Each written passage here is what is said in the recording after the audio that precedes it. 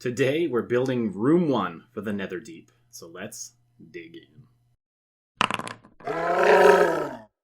Before we dive into the actual build, there's a few things that I think are worth mentioning. The first is I'm planning on using a mixture of the map from the book and a map from Cat Valkyrie, who is on Reddit and has done amazing things in the subreddit for the Call of Netherdeep. Lots of extra side quests, as well as maps. So if you're looking for anything like that, go check it out. I'll provide a link in the description for sure. The reason I'm deviating from the book is because in the book, there are some extra long hallways that just don't need to be there, and Cat Valkyrie has condensed those a little bit. So we're gonna take our own little spin on both of these, but we're going to use Cat Valkyrie's as kind of the guide. Cat Valkyrie's map's beautiful. The one in the book is great. I'm going to deviate a little bit because I need these to be functional and playable, and with all the rocks and things that are in there, they look great, but in the physical world, it's just not going to be easy to have minis sticking every which way unless I've got like tack or something. So we're going to deviate that from that a little bit. One other thing worth mentioning is I'm using an 1.25 inch scale, which basically just means that for every 1.25 inches, it's 5 feet instead of the regular inch. And the reason for that is it just makes it easier for the minis to fit. There's a couple narrower hallways that are like 10 feet or so, and if you do 1.25 inches, it's easy for the minis and their bases to fit in and still have walls. Wylock has great videos talking about this. If you're interested, Wylock's Armory, I'll provide a link for his channel as well. My plan is to finish the entire Netherdeep, which is a massive undertaking. Lots of rooms, and the scale is pretty big down here. But what I'm going to plan to do is release a room or two per video, depending on how intricate things get, and to continue and do that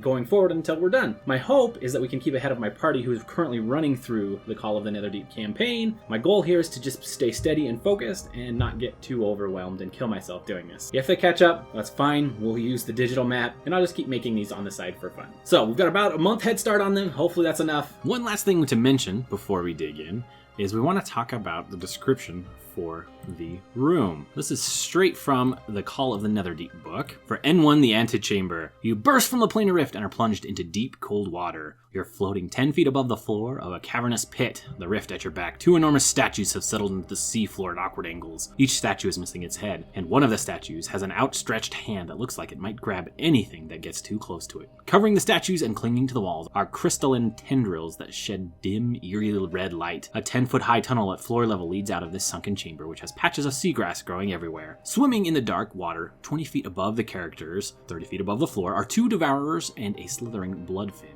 that act as sentries. Characters who find themselves outmatched by the monsters or unable to cope with the water pressure can retreat through the open rift and return to Cael Morrow. The statues! Ruidium-covered statues are depictions of Alyxian, the Apotheon, as a noble warrior in his prime, but the missing heads make identification difficult. The heads are nowhere to be found, symbolizing Alyxian's loss of self. The very first thing that we're going to need to do is get ourselves a base for the room. So to do that, we're using inch-thick XPS foam, and I'm going to trim it to about a 1/2 inch because it's nice and sturdy, but not too thick. And we're going to glue the 2 pieces that I cut together because that's all that would fit on my Proxon. I can't get any wider than that, so get these 2 together, glue them together with hot glue, nice push, and squish them together for a good little while. There's a crack in the middle, we'll take care of that in a second. But now we're just referencing the book here and drawing out the layout for N1, and we're going to cut out our little sketch with our Sharpie using our Proxon here.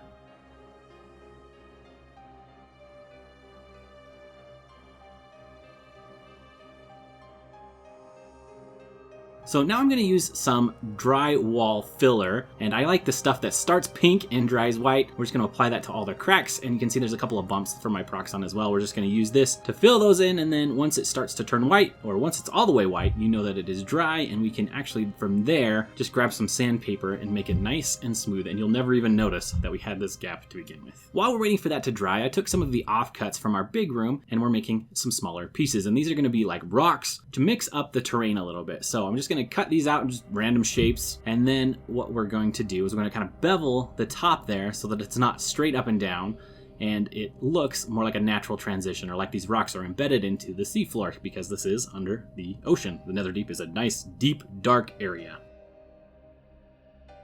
So now that this is all dry, we're going to go ahead and sand away like we talked about earlier, and get this nice and smooth to pretend like it was never even there to begin with. Just going to take our glue gun here and glue down all of the little rocks, put them in place, and then hold them for a little bit. And you can see we've got 4 little pieces here, and these are just from the 4 offcut corners of our big piece. Trying not to waste any foam here if we can help it.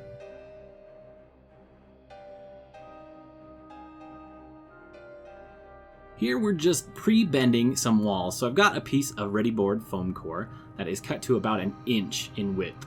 And the reason for that is it'll stick about 1/2 inch above our 1/2 inch XPS foam. So we've got a little bit of wiggle room there. And I'm bending it here with the paper on so that it doesn't snap and break. Once I've kind of got a shape I like, I'm going to peel the paper off and we're going to glue it to the sides just a little bit at a time.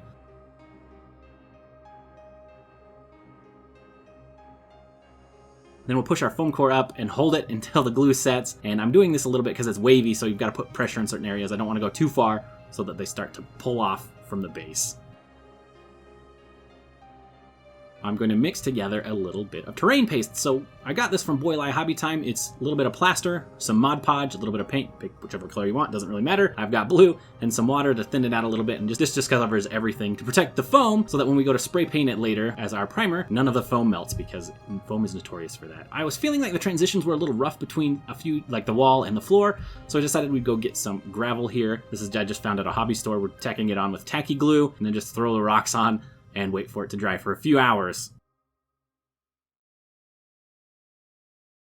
While the rocks are drying, I grabbed the magnets and we're going to push these in, just put pressure in, and should be able to push them in deep enough to get a whole magnet in there. Then I'm going to put hot glue, continue to push, and once these I feel like are set enough, I'll move on to the next one, fill the next little hole that we created with hot glue, push and hold, and once these are all the way dry, we can take the giant stack of magnets off, and we should be left with just the one little magnet.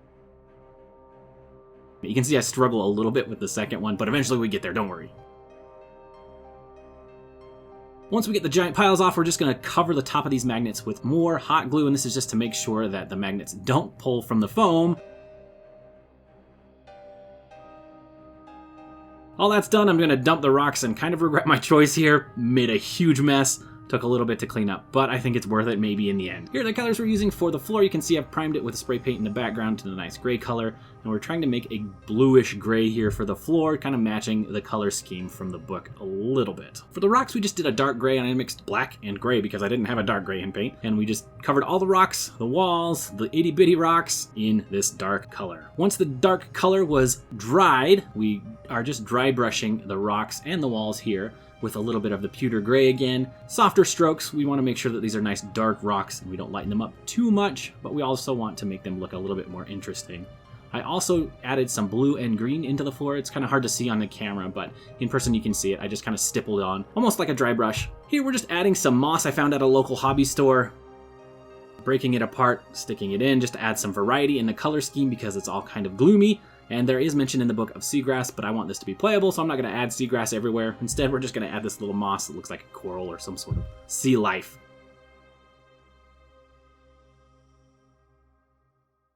For the ruidium throughout the entire dungeon, I found this red glue sticks that you can use through a glue gun, and I am really happy with the way that this turned out. I'm really stoked about how easy this is to apply.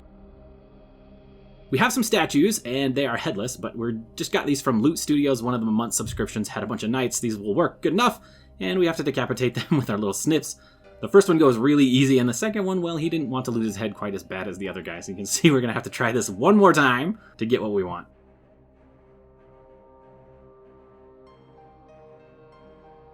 Much better. Once they are headless, we prime them in black, and then I'm going to go ahead and dry brush them with a gray color to make them look more statuesque. Here they are all dry brushed and ready for some ruidium. So for this, we just took some speed paints, Army Painter speed paints, and I think this is like blood red or something, maybe slaughter red, I can't remember which one. And we are just adding some red veins all over these guys. And here they are all done, and I think they turned out really good. This is probably my favorite part of the entire project because it's nice and easy to do, and I feel like it'll add a lot of effect and add a lot of story to our first room here.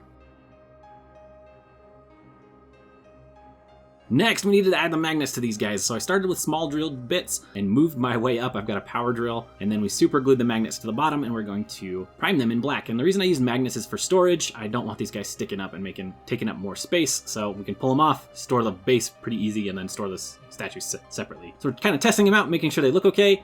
Now we're going to add the rift here. So I'm making this as like a clip-on, and Wylock talks a lot about these in his crafting videos, but we're making this out of the back of a legal pad, and it's good. These are the bread, so to speak, of the sandwich, and in the middle we have got more dollar store foam cores. So we're just going to glue these on and then cut them to size, and we have ourselves a fancy little clip-on. After that we've got it made, I'm going to paint it just using the same color scheme as we did for the wall, and I'll shape it a little bit to make sure that it fits the shape of the wall.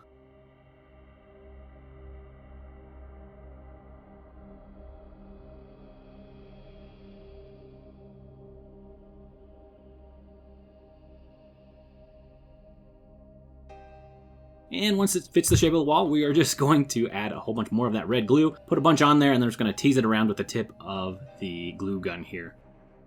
Works. Looks good enough. Now we've got the minis. There are a couple of monsters that they're going to face here. This first one's the slithering bloodfin, and the next is a light devourer. So this is just an anglerfish STL that I found online, and the other someone created. I'll provide links for both of those. And here we are just painting them again using Army Painter speed paints in the back of my brush to do the little dots, and like making our slithering bloodfin something not to be messed with. Here they are all finished. I think they turned out pretty good. I'm pretty happy with this. I'm no mini painter pro, but they work enough. Good enough for the table for sure. So the light devourers have a little pole that sticks up, and I'm just using my pin vise to go ahead and drill a hole in the bases that I had, and I got these on Amazon, these little bases. And we're going to super glue them together, and here they are. All of our monsters for Area 1. And the only thing left to do is to set everything up.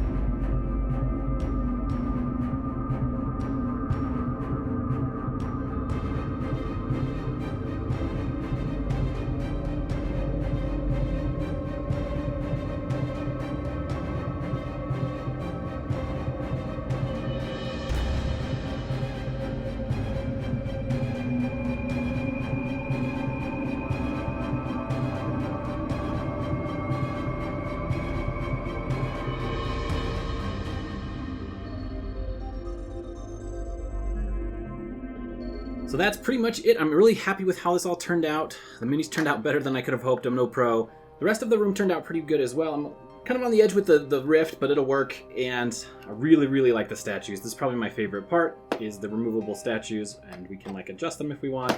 That's pretty much it. Thank you guys a ton for watching. I truly do appreciate it. Huge shout out goes out to my patrons. You guys are the best. We'll catch you in the next one.